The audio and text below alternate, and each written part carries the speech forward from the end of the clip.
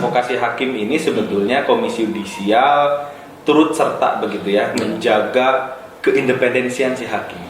Bapak Ibu hakim itu dalam menyidangkan perkara, memeriksa, memutus, mengadili perkara itu kita harus lindungi independensinya.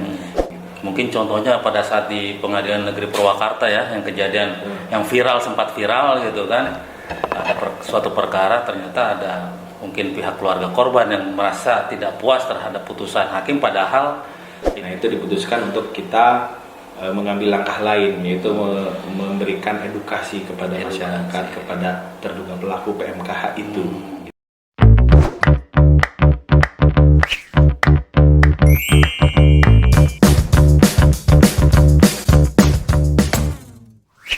Assalamualaikum warahmatullahi wabarakatuh. Jumpa lagi di channel YouTube Pengadilan Negeri Purwakarta Official, yang hari ini kami kedatangan tamu dari Komisi Yudisial Republik Indonesia. Akan ya sekedar bicara-bicara ringan saja mungkin itu, dan sebelumnya kita juga akan mau mendengar siapakah beliau dan tugas di Komisi Yudisial itu sebagai apa, mungkin gitu.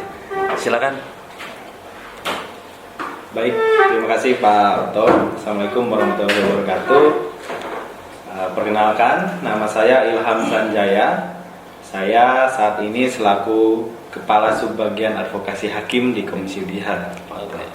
Itu dulu mungkin ya.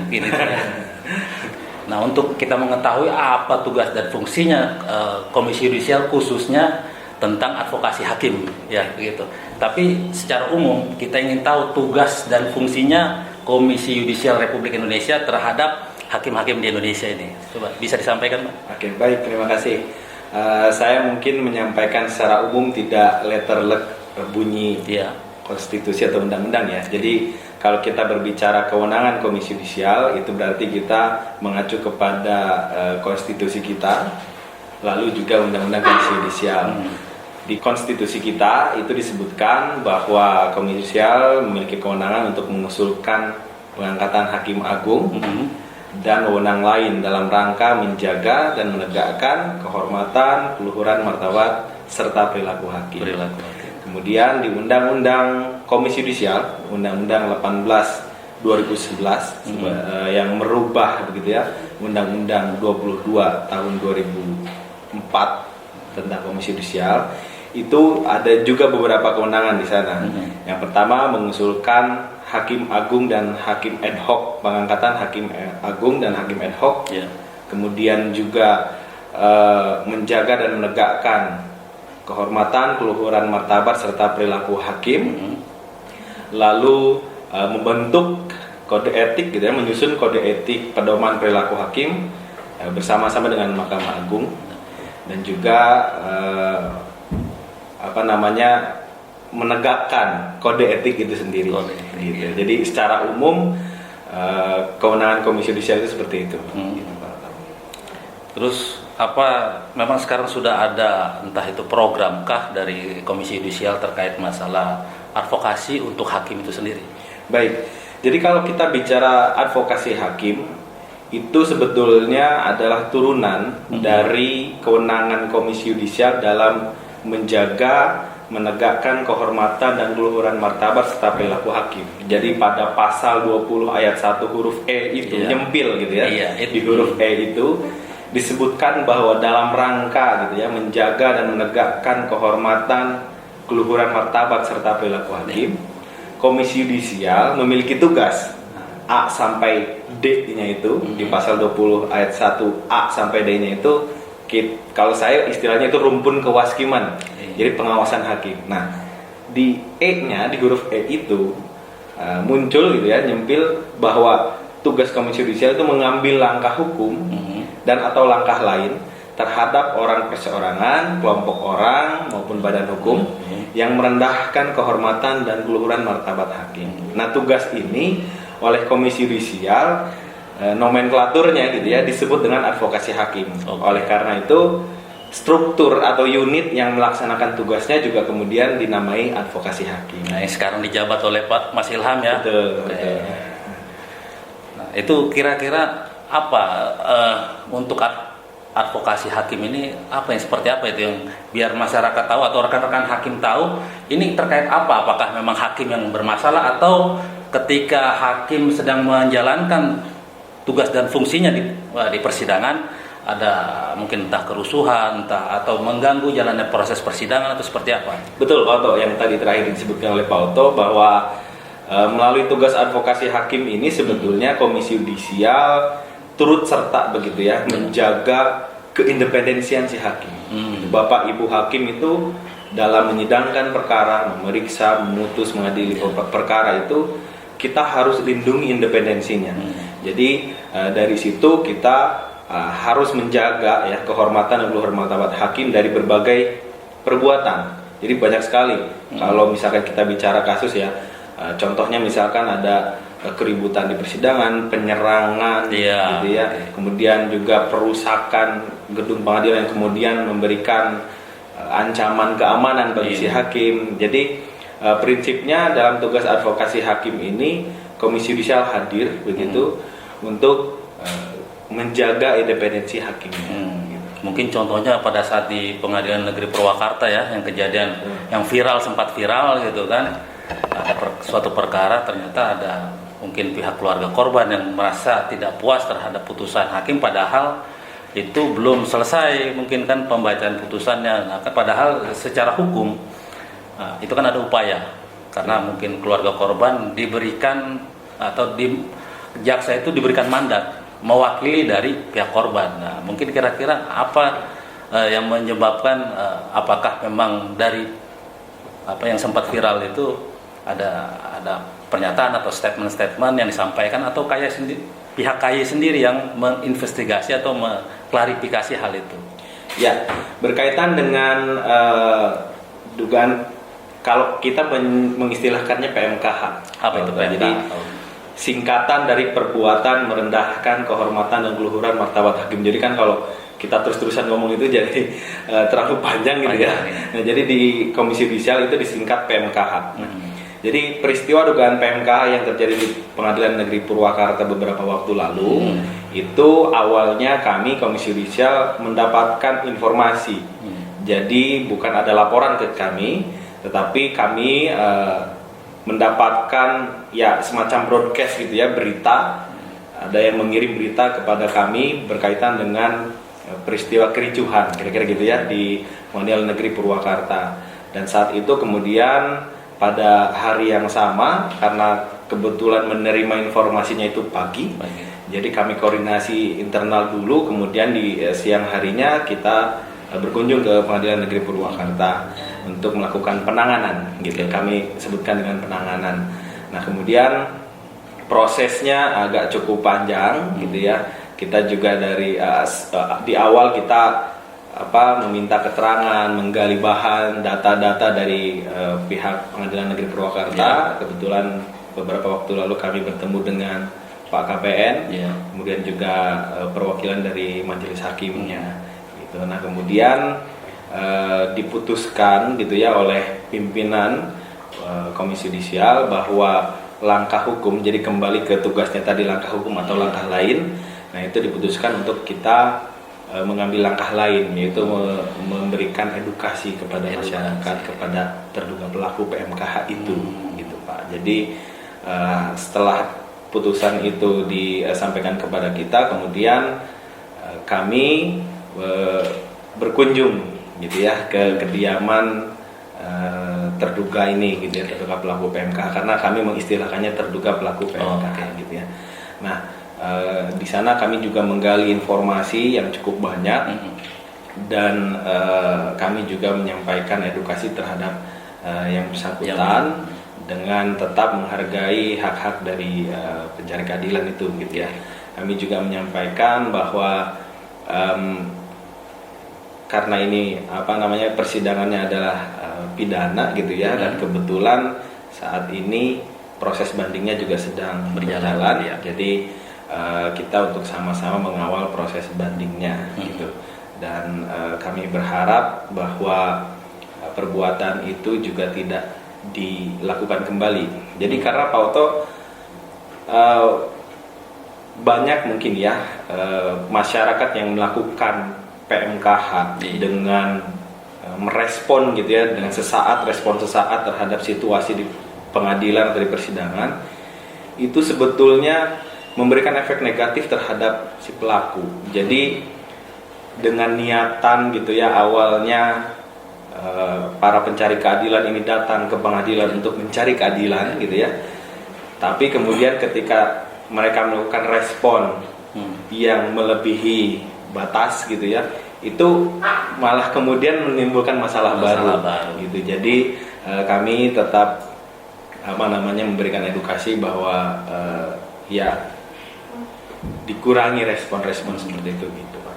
Terus apa hasil dari pertemuan dengan diduga melakukan PMKH itu? Ya, pertama kami tetap menghargai hak-hak dari para pencari keadilan ya. Kemudian juga kami menghargai sikap kritis mereka terhadap dunia peradilan, karena bagaimanapun juga ini sebagai upaya otokritik gitu ya.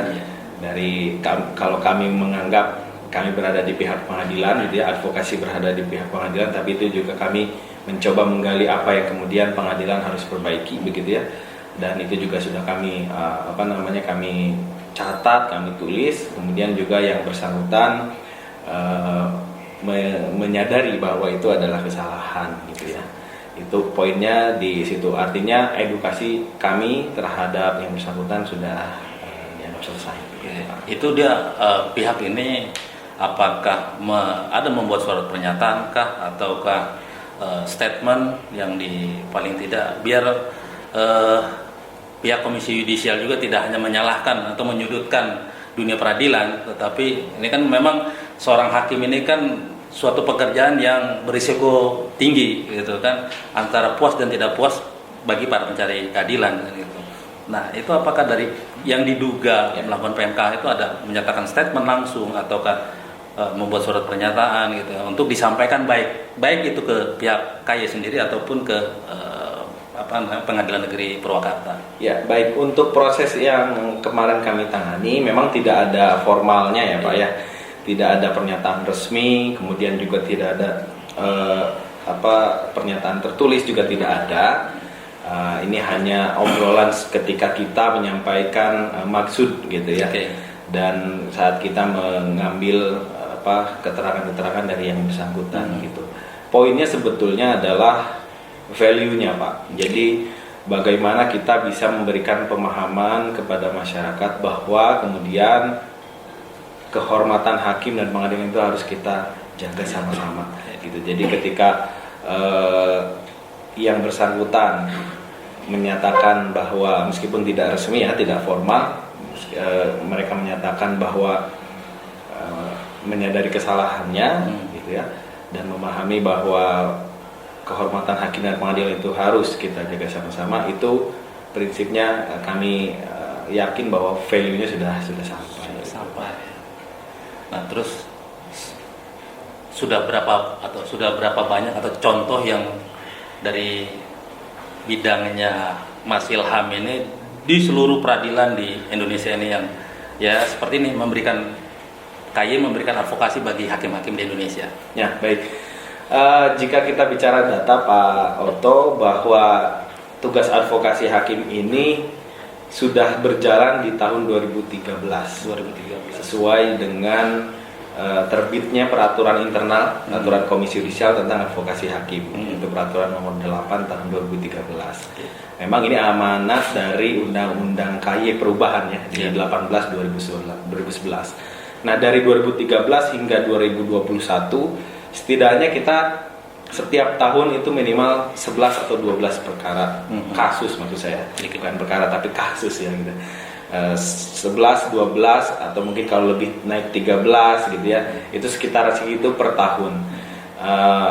Itu juga mungkin kalau dilihat dari sisi angka itu kecil sekali gitu ya, sedikit sekali, sedangkan mungkin berita mengenai PMKH di luar sana itu juga banyak. Ini memang ada tantangan dari kita sendiri gitu ya, berkaitan dengan advokasi hakim, kenapa cuma segitu gitu. Tapi setiap tahun kami kurang lebih ya Pak, jadi sekitar 12 atau 13 perkara per kasus gitu. Per kasus ya. Itu kebanyakan didominasi oleh peradilan apa itu? Dari 4 peradilan ini. Ini cukup unik ya, karena sebetulnya PMKH ini bisa saja terjadi di banyak peradilan. Ya. Jadi memang kalau dominasi ada di peradilan umum, gitu ya. Tapi tidak menutup kemungkinan juga ada kasus-kasus di peradilan agama, gitu. Dan kami banyak sekali menangani, cukup banyak ya, menangani PMKH yang terjadi di peradilan agama. Oke. Terus saran-saran kepada para pencari keadilan ataupun rekan-rekan hakim se-Indonesia ini apa dari pihak Komisi Yudisial? Ya, kalau dalam konteks bagaimana upaya kita gitu ya untuk mengurangi PMK ini terjadi, sebetulnya banyak faktor yang harus kita sentuh gitu ya.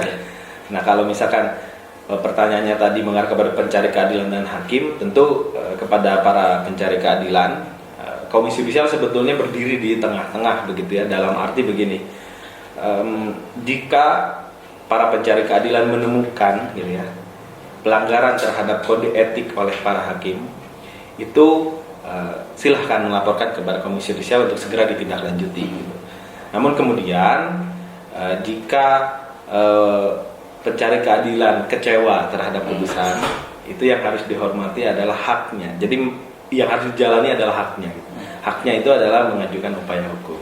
Jadi kepada para pencari keadilan, sebagaimana juga di awal tadi saya sampaikan bahwa dalam rangka gitu ya mencari keadilan, harus juga mengetahui hak-haknya apa, kewajibannya apa yang harus dipatuhi apa gitu ya, supaya tidak lagi menimbulkan masalah baru gitu ya.